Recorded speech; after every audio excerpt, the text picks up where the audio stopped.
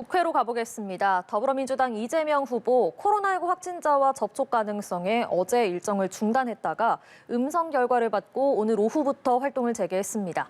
방현덕 기자, 이 후보 곧바로 소상공인을 만났다고요?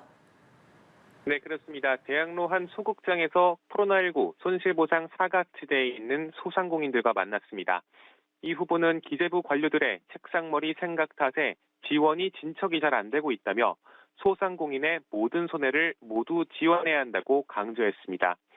이후 홍대에서 국민반상회란 주제로 청년층, 특히 배달이나 다른 아르바이트를 하는 취업준비생들과 만났는데요.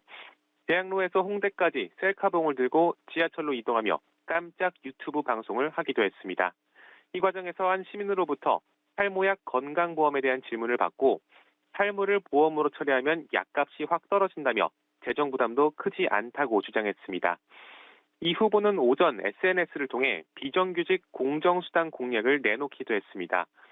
경기지사 시절 시행했던 고용 불안정에 대한 보상 정책을 전국, 나아가 민간으로 확대하겠다는 겁니다. 당시 이 후보는 비정규직이 계약 기간이 1년 미만일 경우 기본급의 최대 10%를 추가 수당으로 줘 퇴직금 차별을 최소화했는데요. 이 후보는 비정규직, 정규직 차별을 타파하기 위해선 당시보다 더 많은 지원이 필요하다고 밝혔습니다. 네, 국민의힘 윤석열 후보는 오늘 공개 일정이 없었는데요. 지금은 당사에 있다고요? 네, 그렇습니다. 다른 일정을 잡지 않았던 윤 후보 점심 직후 당사로 출근했습니다. 원희룡 정책본부장 등과 함께 이번 주 발표할 공약을 최종 점검하는 걸로 전해졌습니다. 윤 후보도 오늘 SNS와 보도자료를 통해 청년층을 겨냥한 메시지를 잇따라 던졌습니다. 가령 여성가족부 폐지에 이어 다시 페이스북에 병사 봉급 월 200만 원이라는 한 줄 공약을 발표했고 전체 이용과 게임물은 본인 인증 의무 대상에서 제외해 청소년 게이머의 불편을 해소하겠다는 공약도 내놨습니다.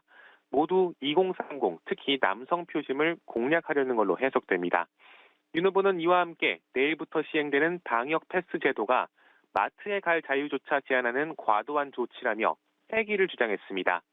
백신 미접종자가 버스와 지하철 탑승은 되고 생필품 구매는 안 되는 대책을 누가 받아들이겠냐며 주먹구구식 정치 방역 정책을 철폐하라고 촉구했습니다.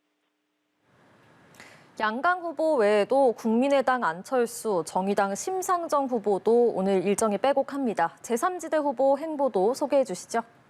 네, 안철수 후보는 오늘 2박 3일 충청 순회 일정의 마지막 날을 맞아 청주를 찾았습니다. 청주 성안길에서 시민들과 만난 안 후보는 기자들에게 단일화 관련 질문을 받고 자신이 당선돼 정권 교체 주역이 되기 위해 출마했다며 선을 그었습니다.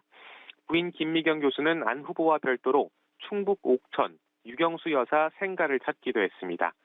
정의당 심상정 후보는 오늘 반려동물 건강보험 도입을 골자로 한 반려동물 전생애 복지 공약을 발표했습니다. 지금까지 국회에서 전해드렸습니다.